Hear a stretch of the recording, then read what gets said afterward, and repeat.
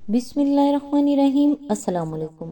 نبی کریم صلی اللہ علیہ وآلہ وسلم نے فرمایا، اللہ تعالیٰ اہل جنت سے فرمائے گا، اے جنت والوں، جنتی جواب دیں گے، ہم حاضر ہیں اے ہمارے پروردگار تیری سعادت حاصل کرنے کے لیے۔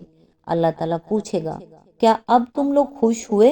وہ کہیں گے، اب بھی بھلا ہم راضی نہ ہوں گے؟ تو نے ہمیں وہ سب کچھ دے دیا جو اپنی مخلوق کے کسی آدمی کو نہیں دیا۔ اللہ تعالیٰ فرمائے گا کہ میں تمہیں اس سے بھی بہتر چیز دوں گا۔ جنتی کہیں گے، اے رب، اس سے بہتر اور کیا چیز ہوگی؟ اللہ تعالیٰ فرمائے گا کہ اب میں تمہارے لیے اپنی رضامندی کو ہمیشہ کے لیے دائمی کر دوں گا، اس کے بعد کبھی تم پر ناراض نہیں ہوں گا۔ صحیح بخاری حدیث نمبر 6549، صحیح مسلم 2829۔ اللہ تعالیٰ سے دعا ہے، اے خالق کائنات، ہم تیرے در کے سوالی ہیں، تو ہمیں اپنی چاہت و رضا کی منزل تک پہنچا اور اپنے سوا کسی کا محتاج نہ بنا۔ آمین ثم آمین یا رب العالمین۔ آج انشاءاللہ سورہ حامیم سجدہ کی آیت نمبر 13 سے سٹارٹ کریں گے۔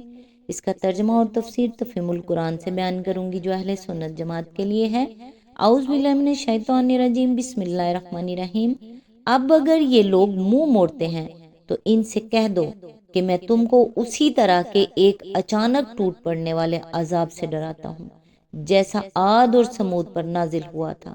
اس کی تفسیر ہے، یعنی اس بات کو نہیں مانتے کہ خدا اور معبود بس وہی ایک ہے جس نے یہ زمین اور ساری کائنات بنائی ہے، اور اپنی اس جہالت پر اصرار ہی کیے چلے جاتے ہیں کہ اس خدا کے ساتھ دوسروں کو بھی جو حقیقت میں اس کے مخلوق و مملوک ہیں معبود بنائیں گے، اور اس کی ذات و صفات اور حقوق و اختیارات میں انہیں اس کا شریک ٹھہرائیں گے۔ آیت نمبر 14، جب خدا کے رسول ان کے پاس آ گئے اور پیچھے ہر طرف سے آئے اور انہیں سمجھایا کہ اللہ کے سوا کسی کی بندگی نہ کرو، تو انہوں نے کہا، ہمارا رب چاہتا تو فرشتے بھیجتا، لہٰذا ہم اس بات کو نہیں مانتے جس کے لیے تم بھیجے گئے ہو۔ اس کی تفسیر ہے، اس فقرے کے کئی مطلب ہو سکتے ہیں۔ ایک یہ کہ ان کے پاس رسول آتے رہے، دوسرے یہ کہ رسولوں نے ہر پہلو سے انہیں سمجھانے کی کوشش کی اور ان کو راہ راست پر لانے کے لیے کوئی تدبیر اختیار کرنے میں کسر نہ اٹھا رکھی۔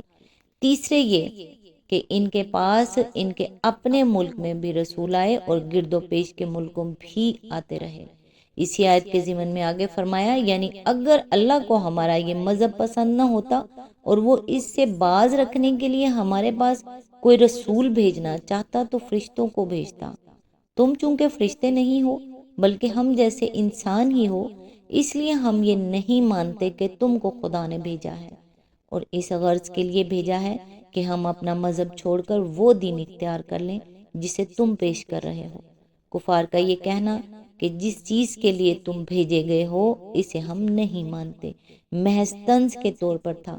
اس کا یہ مطلب نہیں ہے کہ وہ ان کو خدا کا بھیجا ہوا مانتے تھے اور پھر ان کی بات ماننے سے انکار کرتے تھے، بلکہ یہ اسی طرح کا طنزیہ انداز بیان ہے جیسے فرعون نے حضرت موسیٰ علیہ السلام کے متعلق اپنے درباریوں سے کہا تھا، ان رسولکم الذی ارسل الیکم لمجنون، سورہ الشعراء آیت نمبر 27۔ یعنی یہ رسول صاحب جو تمہارے پاس بھیجے گئے ہیں بالکل ہی پاگل معلوم ہوتے ہیں۔ مزید تشریح کے لیے ملاحظہ و تفہیم القرآن جلد 4 سورہ یاسین آیت نمبر 15۔ عاد کا حال یہ تھا کہ وہ زمین میں کسی حق کے بغیر بڑے بن بیٹھے اور کہنے لگے، کون ہے ہم سے زیادہ زوراور؟ ان کو یہ نہ سوچا کہ جس خدا نے ان کو پیدا کیا ہے وہ ان سے زیادہ زوراور ہے، وہ ہماری آیات کا انکار ہی کرتے رہے۔ آیت نمبر 16۔ آخر کار ہم نے چند منحوس دنوں میں سخت طوفانی ہوا ان پر بھیج دی تاکہ انہیں دنیا ہی کی زندگی میں ذلت و رسوائی کے عذاب کا مزہ چکھا دیں، اور آخرت کا عذاب تو اس سے بھی زیادہ رسوا کن ہے، وہاں کوئی ان کی مدد کرنے والا نہ ہوگا۔ اس کی تفسیر ہے، منحوس دنوں کا مطلب یہ نہیں ہے کہ وہ دن بجائے خود منحوس تھے، اور عذاب اس لیے آیا کہ یہ منحوس دن قوم عاد پر آ گئے تھے، یہ مطلب اگر ہوتا اور بجائے خود ان دنوں ہی میں کوئی نحوست ہوتی تو عذاب دور اور نزدیک کی ساری ہی قوموں پر آ جاتا۔ اس لیے صحیح مطلب یہ ہے کہ ان ایام میں چونکہ اس قوم پر خدا کا عذاب نازل ہوا، اس بنا پر وہ دن قوم عاد کے لیے منحوس تھے۔ اس آیت سے دنوں کے سعد و نحس پر استدلال کرنا درست نہیں ہے۔ طوفانی ہوا کے لیے ریحن سرسر کے الفاظ استعمال کیے گئے ہیں۔ اس کے معنی میں اہل لغت کے درمیان اختلاف ہے۔ بعض کہتے ہیں کہ اس سے مراد سخت لو ہے، بعض کہتے ہیں کہ اس سے مراد سخت ٹھنڈی ہوا ہے، اور بعض کہتے ہیں کہ اس سے مراد ایسی ہوا ہے جس کے چلنے سے سخت شور برپا ہوتا ہو۔ بہرحال اس معنی پر سب کا اتفاق ہے کہ یہ لفظ بہت تیز طوفانی ہوا کے لیے استعمال ہوتا ہے۔ قرآن مجید میں دوسرے مقامات پر اس عذاب کی جو تفصیل آئی ہے وہ یہ ہے کہ یہ ہوا مسلسل 7 رات اور 8 دن تک چلتی رہی۔ اس کے زور سے لوگ اس طرح گر گر کر مر گئے اور مر مر کر گر پڑے جیسے کھجور کے کھوکھلے تنے گرے پڑے ہوں۔ الحاقہ آیت نمبر 7۔ جس چیز پر سے بھی یہ ہوا گزر گئی اس کو بوسیدہ کر کے رکھ دیا۔ سورہ الزاریات آیت نمبر 42۔ جس وقت یہ ہوا آ رہی تھی اس وقت عاد کے لوگ خوشیاں منا رہے تھے کہ خوب گھٹا گھر آئی ہے، بارش ہوگی اور سوکھے دھانوں میں پانی پڑ جائے گا، مگر وہ آئی تو اس طرح آئی کہ ان کے پورے علاقے کو تباہ کر کے رکھ دیا۔ الحقاف آیت نمبر 24 to 25۔ اسی آیت کے ضمن میں آگے فرمایا، یہ ذلت اور رسوائی کا عذاب ان کے اس کبر و غرور کا جواب تھا جس کی بنا پر وہ زمین میں کسی حق کے بغیر بڑے بن بیٹھے تھے اور خم ٹھونک ٹھونک کر کہتے تھے کہ ہم سے زیادہ زوراور کون ہے۔ اللہ نے ان کو اس طرح ذلیل کیا کہ ان کی آبادی کے بڑے حصے کو ہلاک کر دیا، ان کے تمدن کو ملیہ میٹ کر کے رکھ دیا، اور ان کا قلیل حصہ جو باقی رہ گیا وہ دنیا کی انہی قوموں کے آتے ذلیل و خوار ہوا جن پر کبھی یہ لوگ اپنا زور جتاتے تھے۔ عاد کے قصے کی تفصیلات کے لیے ملاحظہ ہو تفہیم القرآن جلد 2 سورہ الاعراف حواشی نمبر 51 to 53، سورہ ہود حواشی نمبر 54 to 66، جلد 3 المومنون حواشی نمبر 34 to 37، سورہ الشعراء حواشی نمبر 88 to 94، سورہ العنکبوت حاشیہ نمبر 65۔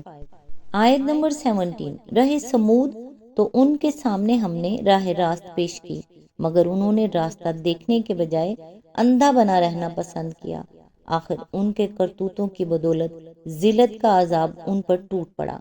آیت نمبر 18۔ اور ہم نے ان لوگوں کو بچا لیا جو ایمان لائے تھے اور گمراہی و بد عملی سے پرہیز کرتے تھے۔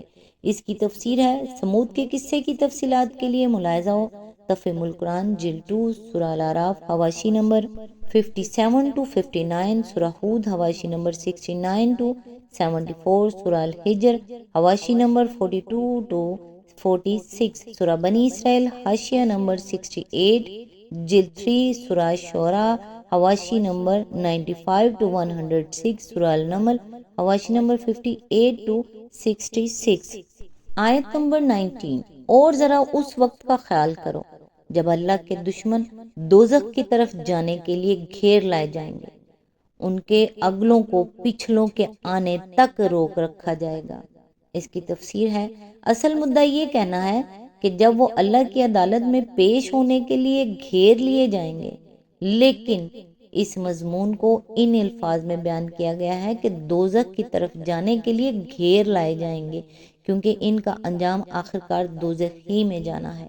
اسی آیت کے ضمن میں آگے فرمایا، یعنی ایسا نہیں ہوگا کہ ایک ایک نسل اور ایک ایک پشت کا حساب کر کے اس کا فیصلہ یک کے بعد دیگرے کیا جاتا رہے گا، بلکہ تمام اگلی پچھلی نسلیں بیک وقت جمع کی جائیں گی اور ان سب کا اکٹھا حساب کیا جائے گا، اس لیے کہ ایک شخص اپنی زندگی میں جو کچھ بھی اچھے اور برے اعمال کرتا ہے اس کے اثرات اس کی زندگی کے ساتھ ختم نہیں ہو جاتے، بلکہ اس کے مرنے کے بعد بھی مدت ہائے دراز تک چلتے رہتے ہیں اور وہ ان اثرات کے لیے ذمہ دار ہوتا ہے۔